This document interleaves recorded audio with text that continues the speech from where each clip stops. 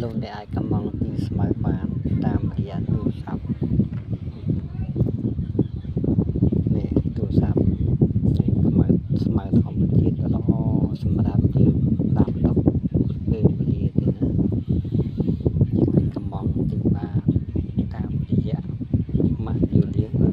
ម៉ាក់អ៊ីងលៀងនេះមានលេខទូរស័ព្ទ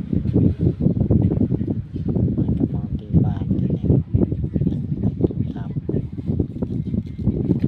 រឹមទាំងអ្វីទាំងអស់នេះលេខទូរស័ព្ទហ្នឹងគឺម៉ាក់អ៊ីងលូកស្មៅធម្មជាតិ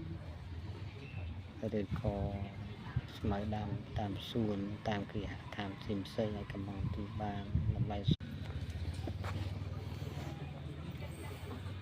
នេះលេខស្មៅទៅណាលូកល្អណាស់